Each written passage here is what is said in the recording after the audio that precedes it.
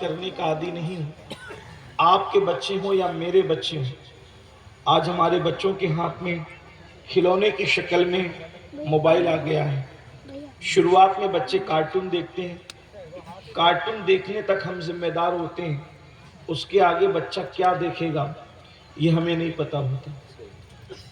Internet کا جنگل اتنا بھیانک اور خطرناک ہے کہ ایک انگلی کا بٹن انسان کو جنت کی وسعتوں سے لے کر جہنم کی کھائیوں تک پہنچا سکتا ہے.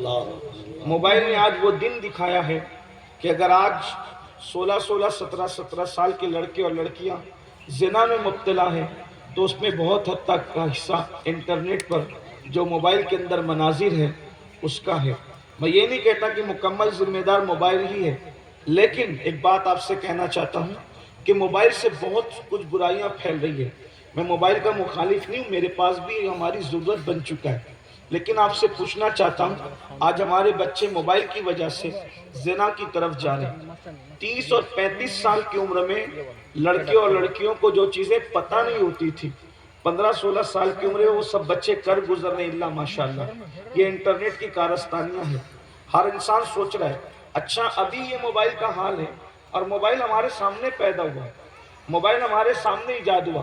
کہاں تو وہ موٹرولا کا اتنا بڑا سا فون جس کو اٹھانے بھی شرم آتی تھی, اور آج پوری دنیا سمٹ کر موبائل کے اندر آ گئی. 10 20 سال میں کالے بال سے داڑھی کے بال سفید بھی نہیں ہوئے لوگوں کے, اور اتنی ترقی ہوئی تو آگے کتنی ترقی ہوگی. اور موبائل کے اندر آگے کیا کیا نہیں آئے گا, آگے انٹرنیٹ پر کیا کیا نہیں آئے گا. آپ تو دیہات میں رہتے ہیں, بڑے شہروں کا حال یہ ہے کہ اللہ اکبر, بڑے بڑے گھرانے کی لڑکیاں صرف فیس بک کی بنیاد پر جو ہے وہ منکرین اسلام کے ساتھ نکل کر چلی گئی. یہ صورتحال ہے, بہت دردناک صورتحال ہے. یعنی آج یہ صورتحال ہے, شریف ماں باپ کی تربیت بچوں کے ساتھ ہے تو بچوں کے بگاڑ کا یہ حال ہے. جس دن بگڑے ہوئے ماں باپ, بچوں کو تربیت نہ دینے والے ماں باپ, اس لیے کہ آج ہم ہیں اپنے بچوں کو تربیت دینے والے, اللہ نہ کرے یہ موبائل سے بگڑے ہوئے بچے جب ماں باپ بنیں گے تو ان کو کون تربیت دے گا, اگلی نسل کو تربیت کون دے گا, اور کس طرح ہم اپنی نسل کو بچا سکیں گے.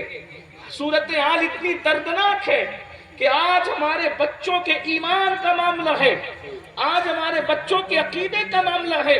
ہمارے بچے مسلمان رہ بھی پائیں گے کہ نہ رہ پائیں گے اس کی کوئی گارنٹی نہیں ہے. اور اگر کوئی بہت زیادہ دیر ہوشیاری کی باتیں کرتا ہے تو میں اس کے سامنے یہ بات کہنا چاہتا ہوں, یہ تاریخ کا بدترین باب ہے کہ وہ علامہ فضل خیر آبادی جس نے انگریزوں کے خلاف سب سے پہلے دلی کی جامع مسجد میں اللہ اکبر جہاد کا فتویٰ پڑھ کر کے سنایا, اور اپنی جان کی پرواہ کیے بغیر اس فضل حق نے اللہ اکبر جو ہے وہ کالے پانی کی سزا کو باچشم سر قبول فرمایا, بخوشی قبول فرمایا. جس کو بیل گاڑی کے پہیے کے اندر باندھ کر جب سزا دی جاتی تھی تو وہ فضل کتنے بڑے عاشق رسول تھے, جب ان کی ہڈیاں چور چور ہوتی تھی تو فضل حق اس وقت امی ابا کو آہ واہ نہیں کرتے تھے بلکہ اغثنی یا رسول اللہ کہتے تھے, اغثنی یا رسول اللہ کہتے تھے. جس کے عشق مصطفیٰ کا یہ حال ہے اس کی صرف 2 نسلیں یا 3 نسلیں گزری ہے, اس نسل میں آج دہریے پیدا ہو رہے ہیں.